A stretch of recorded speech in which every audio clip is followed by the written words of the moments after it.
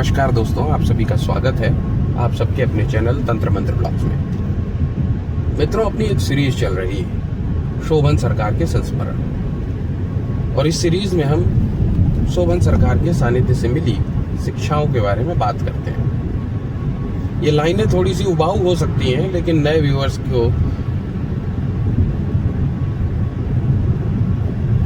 Context जानने के लिए बड़ी महत्वपूर्ण होती है।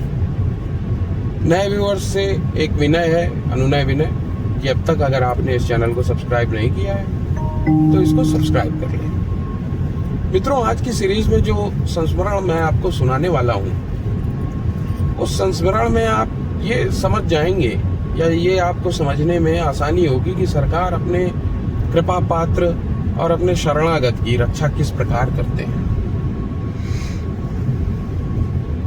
ये बात उस समय की है जब सुनौड़े आश्रम का निर्माण चल रहा था, गढ़ी भगवान का मंदिर बन रहा था।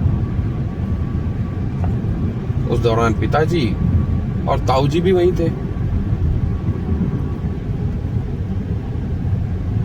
एक श्रद्धालु ठाकुर साहब एक दिन 1.25 कुंटल का खोए का प्रसाद लेके आते हैं। 1.25 कुंटल खोए का प्रसाद उन्होंने सरकार के पास ना ले जाकर गढ़ी भगवान में उसका प्रसाद लगाया खुद ही, और उसका वितरण शुरू कर दिया। अच्छा, उस दौरान निर्माण कार्य चल रहा था, तो मजदूर आश्रम में थे। पिताजी ताऊजी भी थे, माताजी नहीं थी, गलती से निकल गया वो। पिताजी ताऊजी भी वहां थे,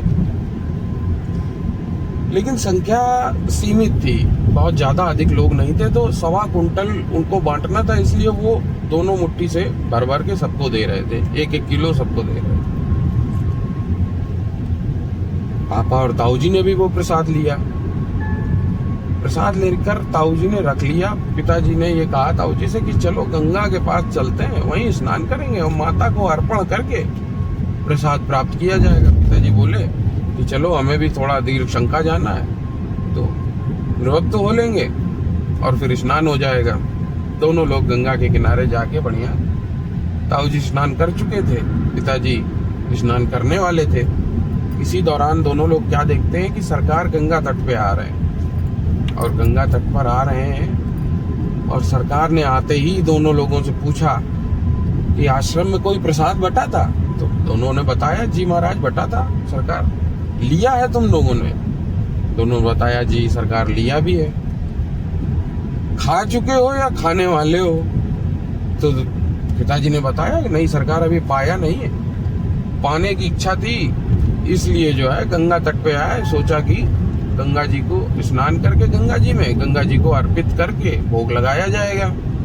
सरकार तुरंत बोले कि तत्काल उस प्रसाद को माँ गंगा को अर्पित कर दो।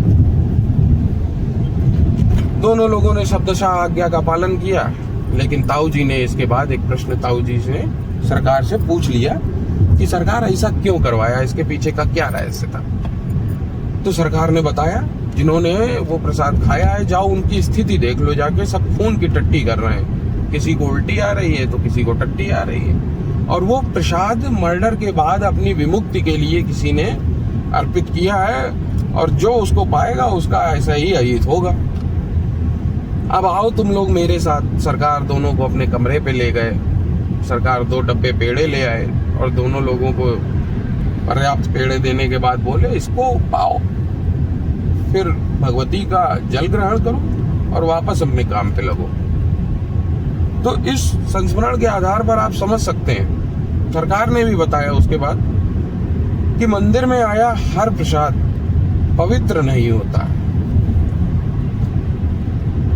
तो इस संस्मरण के आधार पर ये हम लोग समझ सकते हैं कि प्रत्येक प्रसाद पवित्र नहीं होता है। प्रसाद में भी कोटियां होती हैं, और सरकार किस तरह अपने शरणागत की रक्षा करते हैं।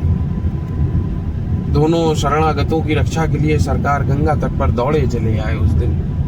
ये संस्मरण पिताजी ने मुझे सुनाया, और मैं आप सभी को सुना रहा हूं। इस वीडियो में इतना ही। आगे आप सभी से आशा करता हूं कि आगे भी आप सभी का स्नेह इसी प्रकार हमें मिलता रहेगा। अनुग्रहितोष।